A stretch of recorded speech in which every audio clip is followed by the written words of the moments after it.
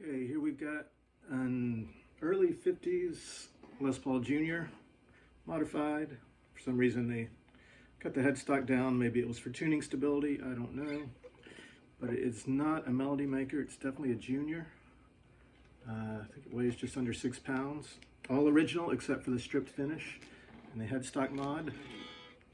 Serial number is gone, but looks like it's going to be pre-56 based on the stop bar placement, and it's got a black capacitor, which seems to have been more common towards the earlier ones. This thing's got the most responsive P90 that I think I've ever played.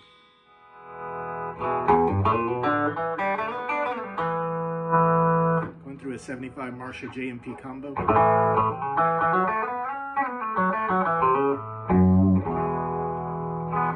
This is, the way this plays is why people want vintage guitars.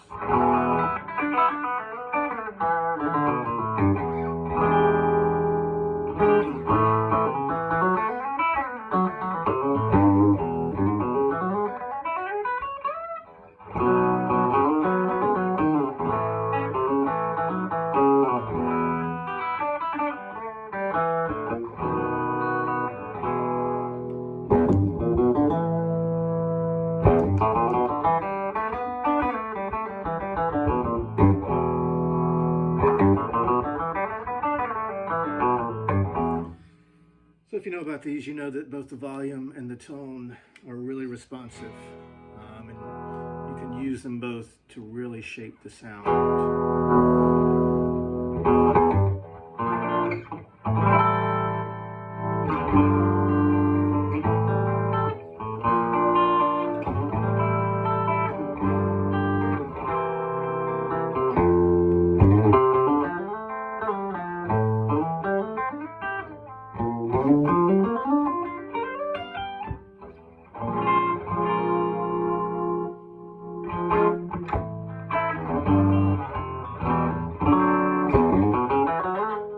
This is with the volume and the tone all the way up.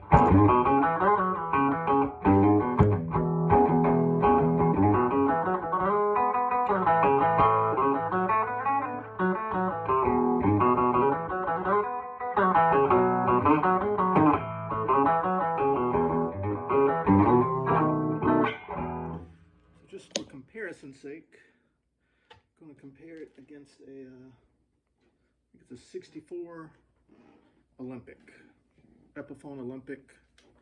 Now this does not have the original P90. I think this is a Lollar. Great sounding pickup.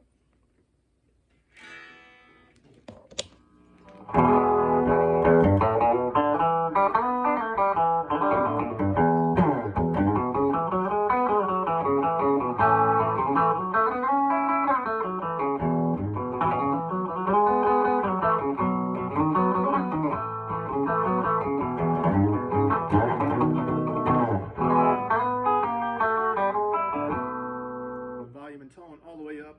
Now this is also very lightweight, very well made guitar, so you know you can tell it's related to the Junior. And again, it's not the original pickup, and it's a soap bar, it's not a dog ear. So I think there's something to a dog ear. It's got something a soap bar doesn't have. This has a softness to it that the Junior does not.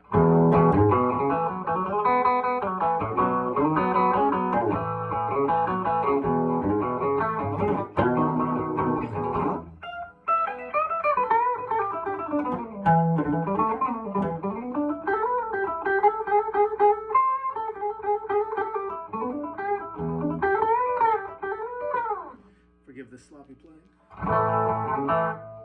So even with the volume all the way up and the tone all the way up.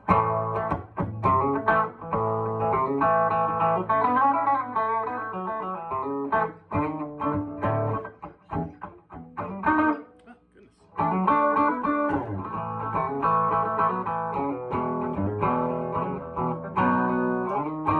all over the place.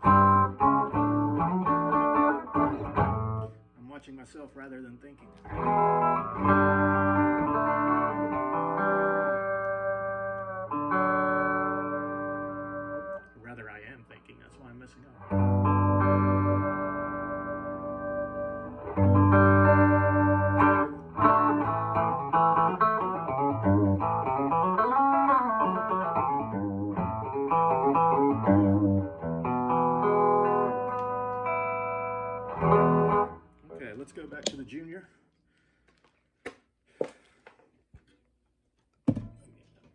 all the way up, both the volume and tone straight into the amp.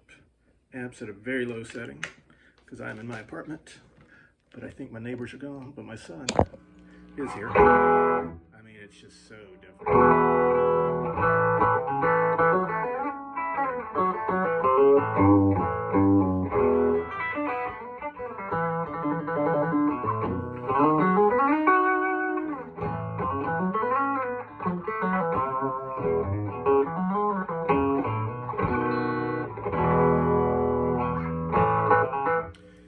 Unfortunately, I just sold this.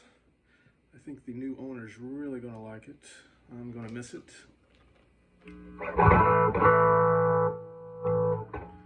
But the economy dictates these things sometimes.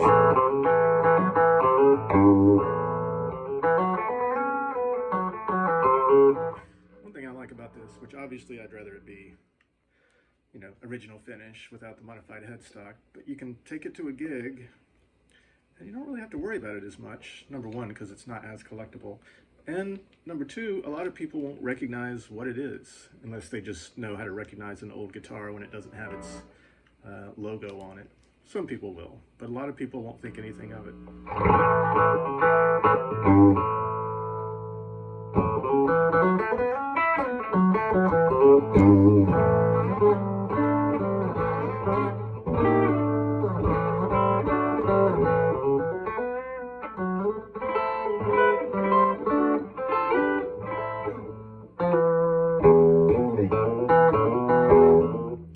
It almost plays itself.